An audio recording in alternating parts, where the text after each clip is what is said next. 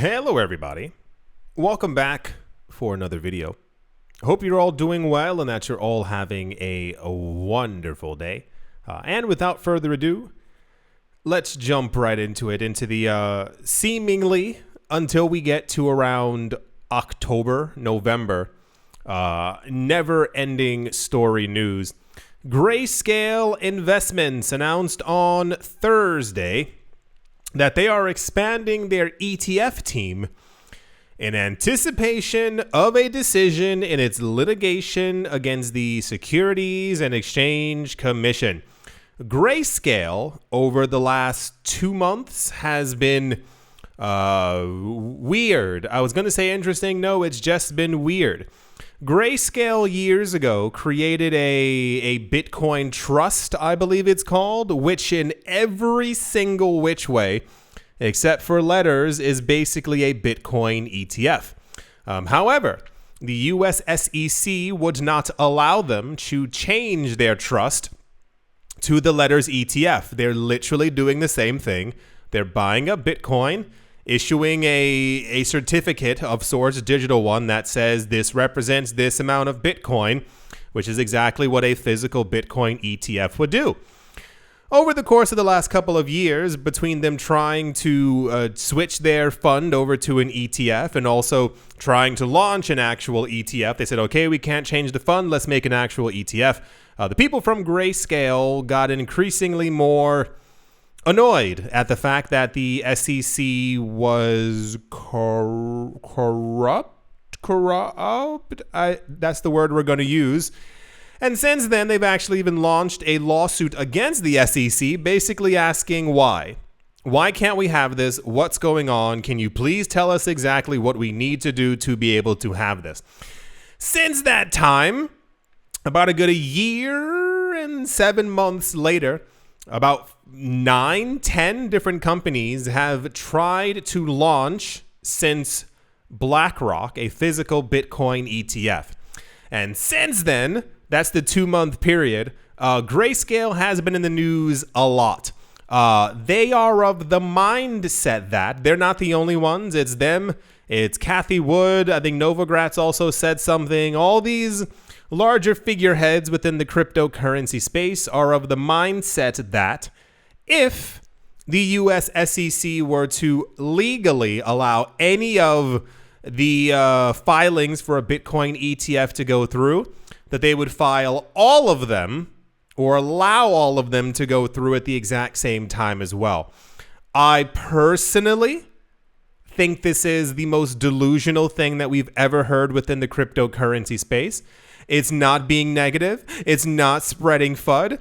It's that the last decade, the SEC has said over and over they are not going to be listing, allowing, launching a physical Bitcoin ETF or anything else associated with the cryptocurrency space because they believe that there can be price manipulation, what have you, so on and so forth.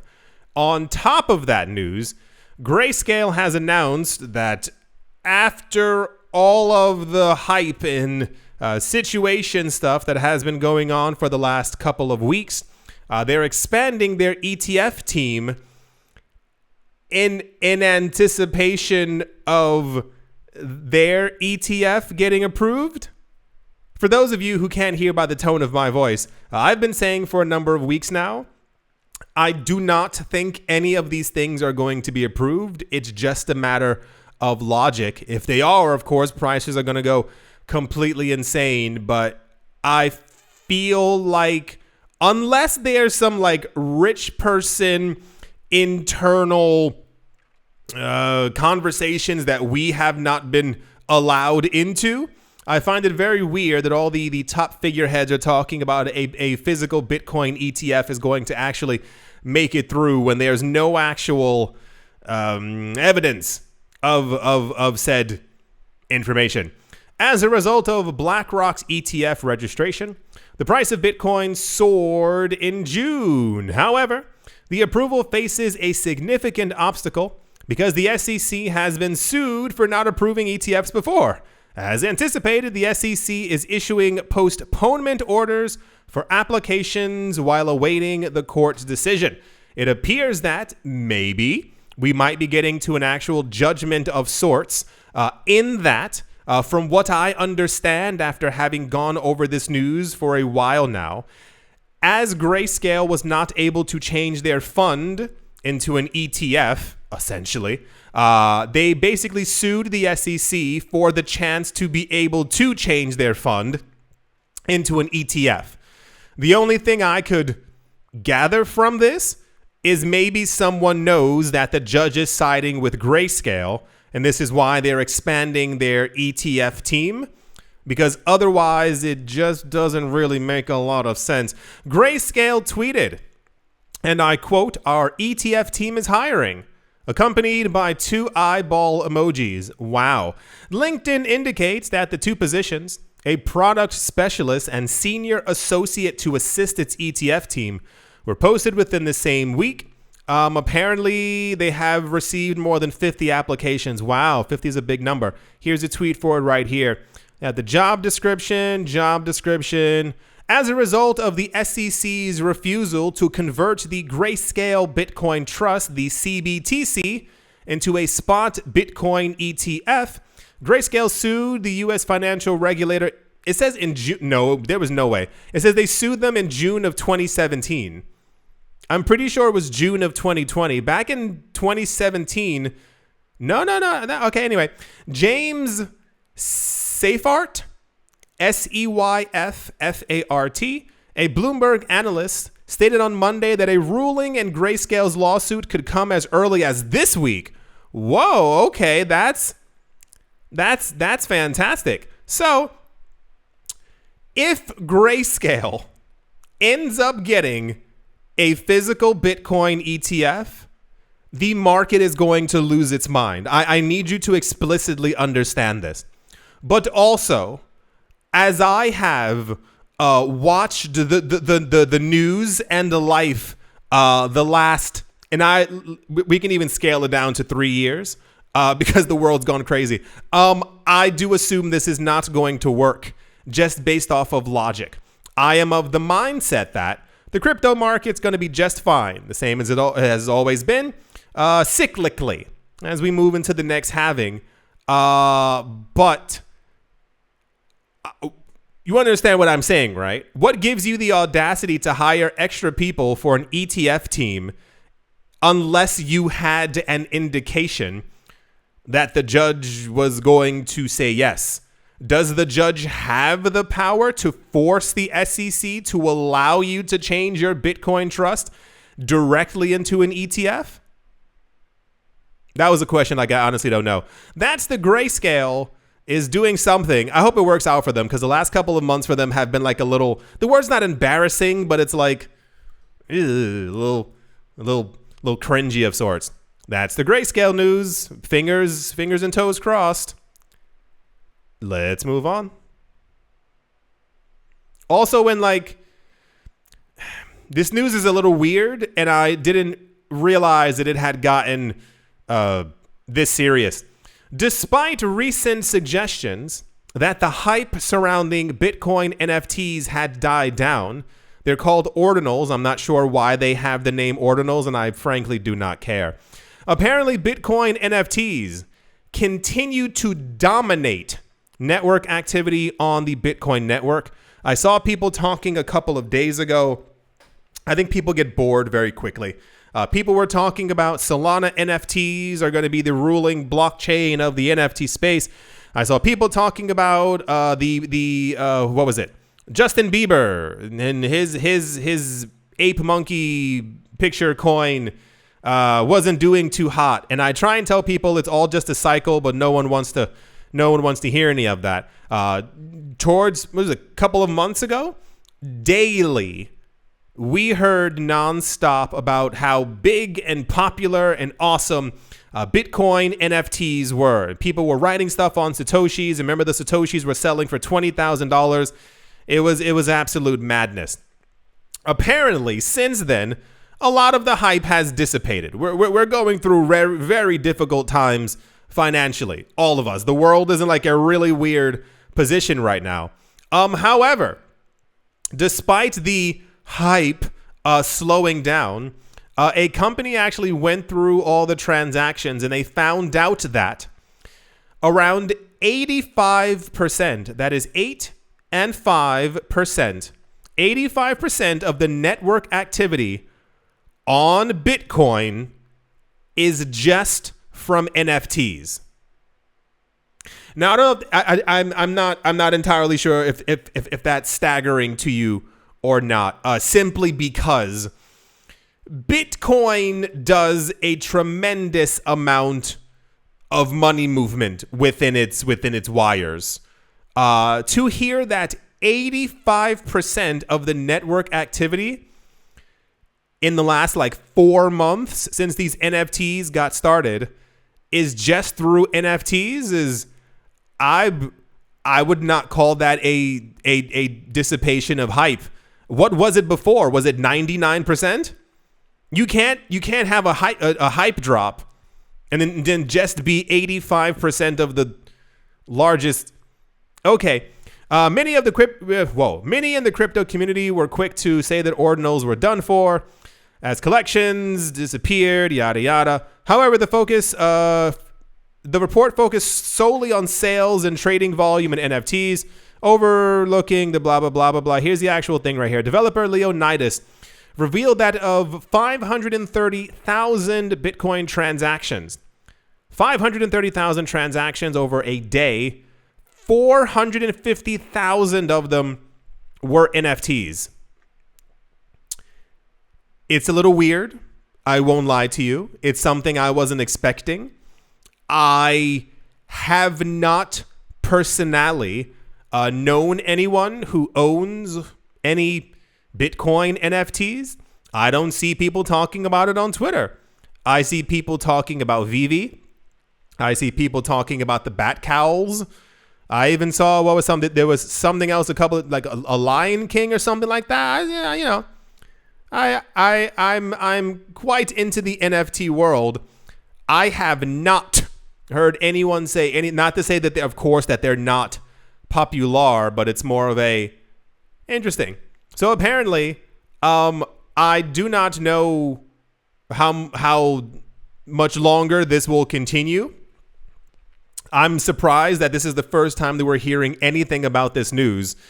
85% of Bitcoin's network transactions are now just for NFTs. So that's a number. That's apparently Bitcoin NFTs are still taking over the blockchain world, the world chain. I don't know. All right. Let's move on. Also in news, the National Agency for Prospective Projects in Uzbekistan has granted 2 banks within the country the allowance to be able to issue cryptocurrency cards. 2 banks in the Central Asian nation of Uzbekistan have obtained permission from the National Agency for Prospective Projects, NAPP, to issue crypto cards. They reported in August that it granted approval to 2 private banks in Uzbekistan, Capital Bank and Ravnak Bank, to issue cryptocurrency cards and take part in their digital sandbox of crypto regulation. Does it say what they are? Okay, they're MasterCards. I was like, are these just like Uzbeki cards? Like what do they have on them? Like, do they have a symbol or a logo? The Uznex cards will integrate a bank account with access to a crypto exchange and automated exchange mechanism. This was reported by Cointelegraph. Capital Bank and Ravnak Bank are 2 of the 3 registered participants in the Uzbeki National Sandbox, the report said. The 3 participants, the 3rd participant is, whoa, these words, Uznimafocom, Uzzinfocom. You pronounce that. A single integrator from the creation and support of state information systems, which will implement NFT certificates based on distributed data registry technology blockchain for names in the UZ domain zone. Cool. Wonderful. We never hear about Uzbekistan for anything within the cryptocurrency space. But cool. I do not know. It says 2 private banks. So yeah, I'm not in Uzbekistan. I've never been there, so I don't know the gravity of these banks, but at least they've received approval. You know, as long as there's not a ban on cryptocurrencies, it's another really good day for us. It's just a gigantic question mark in the sky as to what these banks are. But yay, cryptocurrency cards are everywhere now. Everyone's... Okay, this is getting weird. That's the Uzbekistan... It says it right here. What's wrong with me? It says powered by MasterCard. I was looking through the article for the Visa or MasterCard, and I found it here. Not a lot of logic going on. And yeah, let's move on.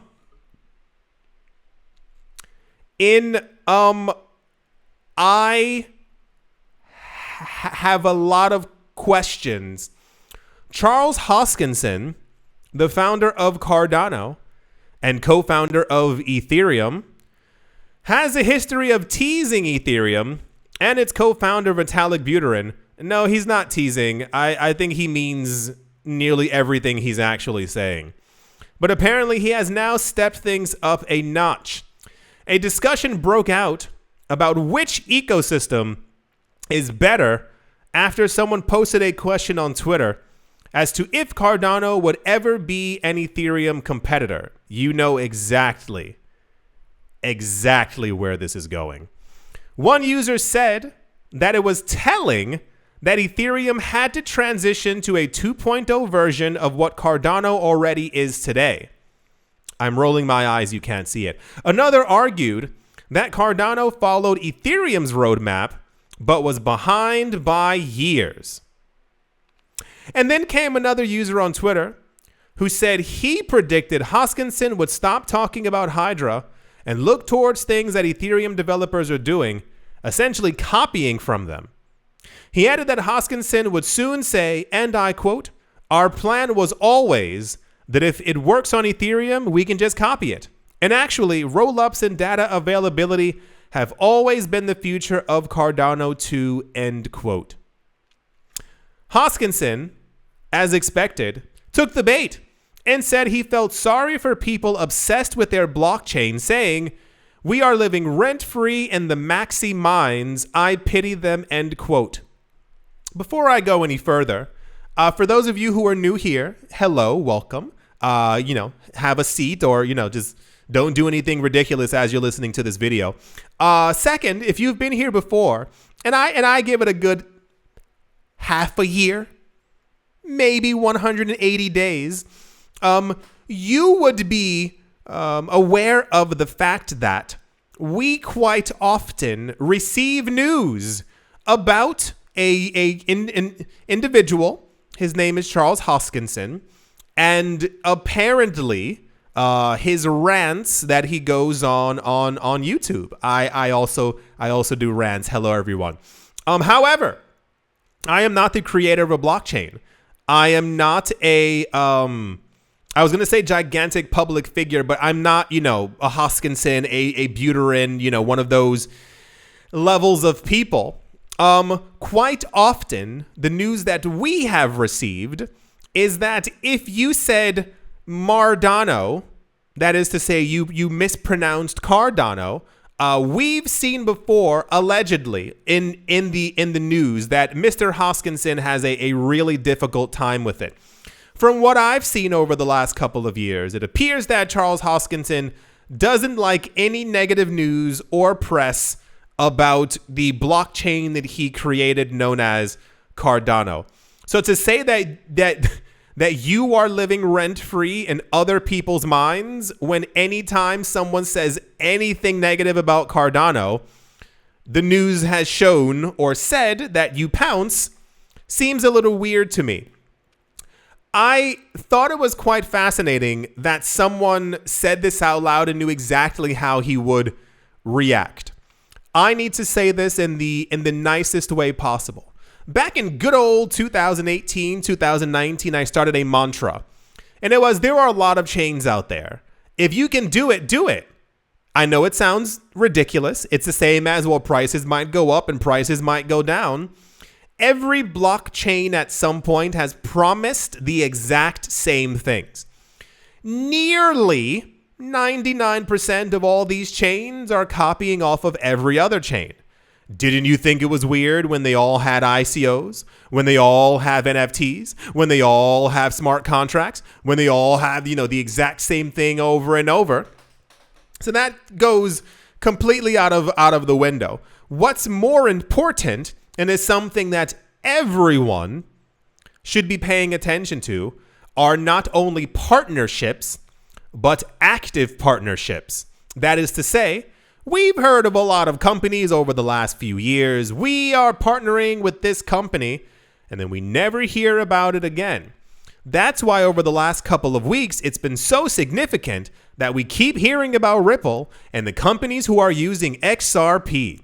Why we keep hearing about these companies, these mega institutions who are using Polygon. What? That company's trying to launch something and it's just about Bitcoin. It's just on Bitcoin. This is happening with Bitcoin.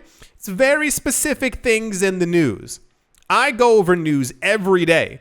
If you were here every day, you would also know the news every single day. And there's a gigantically huge, massive pattern. When you talk about the actual most used blockchain on the planet, it's not Bitcoin. It's Ethereum. To say that Ethereum is in any way behind Cardano is delusion at the max. For clarification for everyone out there, I can feel someone getting riled up. Cool it down. I own ADA. I've been accumulating ADA for a long time. But I am not delusional in that I think at any point Cardano is going to pass by Ethereum. There are roughly maybe 10, maybe actively 10 major companies who have expressed interest in Cardano / ADA. Expressed interest. I can show you right now over 400 companies who are using Ethereum and are going to be using it in the future. We've gone over this before. If you've been here for a couple of years, it's called the Enterprise Ethereum Alliance. Go onto your local search browser. Yeah, you type in Enterprise Ethereum Alliance members, partners, whatever word you choose to use, and you're going to see a beautiful amount of colors and names. These are companies since 2017, 2018 who are using Ethereum actively. I don't know. I'm trying to, you can see that I'm choosing my words lightly because I don't understand how you think in any way you could say something as weird as like, oh, we're living rent-free. No, sir. You created something, Cardano, that is literally supposed to be a rival, the end all of Ethereum. If you've been here since 2017, you remember that? Member IOTA? Member Stellar Lumens? Member Solana? Member Tron? Remember all these coins that were supposed to be the end of Ethereum? And usually whenever Ethereum has an upgrade or an update, those coins then do the exact same thing. You know, Ethereum 2.0 was promised even before Cardano was a thing. So they had to transition to a 2.0 because that was what they said that they would do back in 2016. Very weird. I've noticed a larger amount of this is also similar to the Novogratses and the Kathy Woodses, who were all talking about that we are definitely getting a Bitcoin ETF. This goes out to the people who are talking about we're going to see $500,000 Bitcoin by the end of 2024.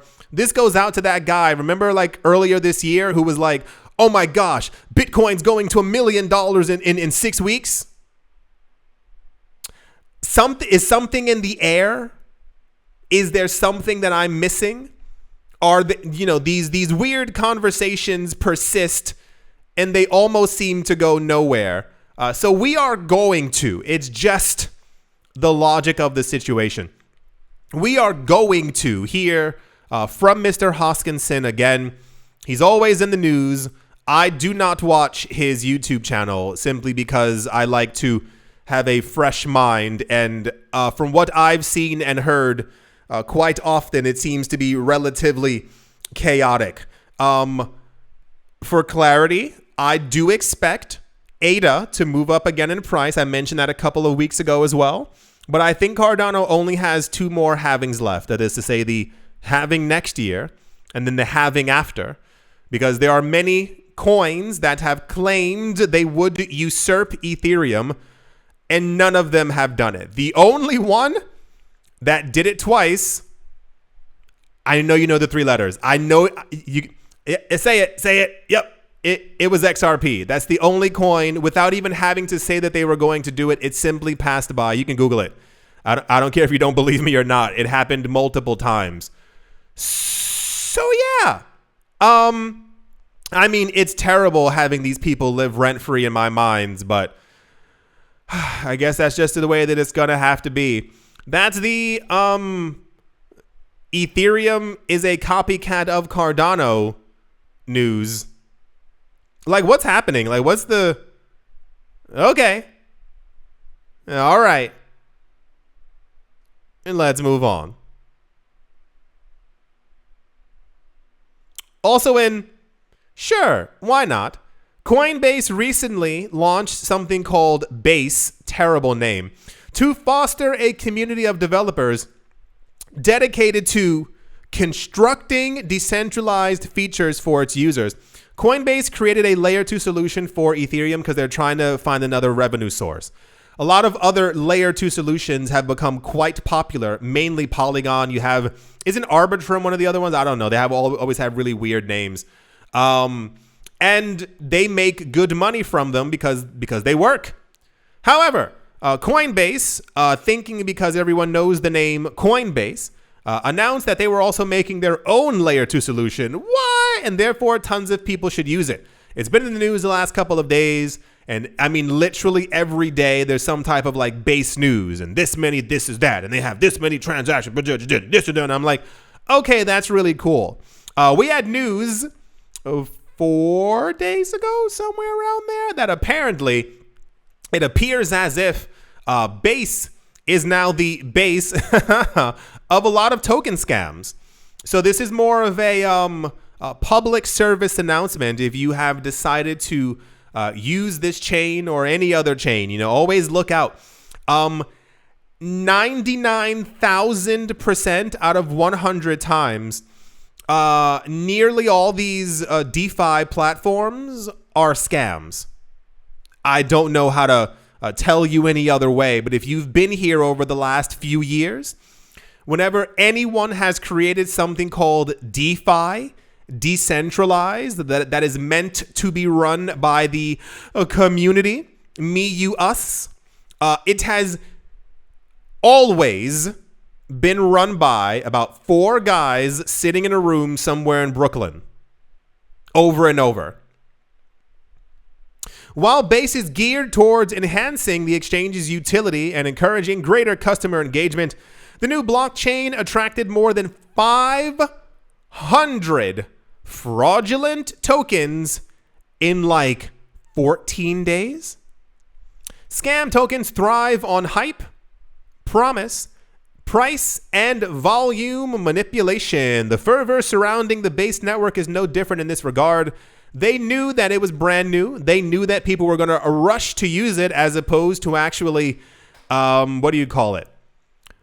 run to a brand new project that you know nothing about as opposed to a project that is solidified and has hundreds of partnerships? According to the New York-based crypto market integrity platform Solidus Labs, scammers have churned approximately $2 million in profits. It says with these efforts. I wouldn't call it an effort. It's kind of a recent report by Solidus, who cares, revealed that scam tokens attracted approximately $3.7 million worth of trading volume on Base. In the process, the scammers managed to execute $2.7 million worth of buys, $700,000 worth of sales, and $300,000 worth of wash sales as well. Just a PSA, public service announcement. These keep popping up. A lot of people don't pay attention, but this is always the time frame. This is always the time frame when the market cycles are, getting spicy. I was going to say caliente, but that sounded, I said it now, so it does. Anyway, the point is, when the scams begin to, blossom, this is usually when a lot of market participation is moving back into the cryptocurrency space. I'm here to tell you that these will continue to get bigger. There are going to be more and more scams, and you need to understand that they're out there.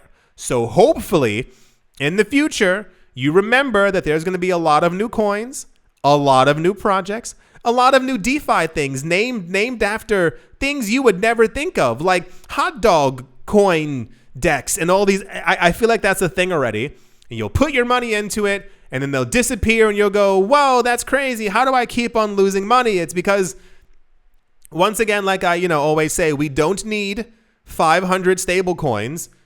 And as of now, nearly every DeFi platform has not only not been decentralized, but they're full of scams. So keep your money close and your blockchain closer. I don't know. Anyway, that's the over 500 scams have been found on Base in just about 2 weeks. So yeah, that's, I do hope that you have all enjoyed. I do hope that you all are having a great day. And I was going to ask, does anyone out there actually, you can't say yes. You cannot say yes. I was going to ask, is there anyone out there who thinks that Cardano is actually better than Ethereum? And I know that somebody, just to spite me, would be like, of course it is. You cannot. If you find this, if you can show me proof that Cardano has over 100 active major companies. I'm not talking about like your grandmother's cookie shop down the street who has a sign that says like we accept ADA. I mean like JP Morgan Chase level, like JP Morgan is working with Ethereum. Just for those of you who missed that. It's clear that Ethereum's better than Cardano, right? Right? I don't hear anyone. I do hope that you've all enjoyed. I do hope that you all are having a great day, great morning, great afternoon, or great evening, wherever you are, wherever you might be. I do hope it's absolutely fantastic. Thank you all once again for watching and listening and liking, commenting, and or supporting, and I will most certainly be talking to you all soon. See you.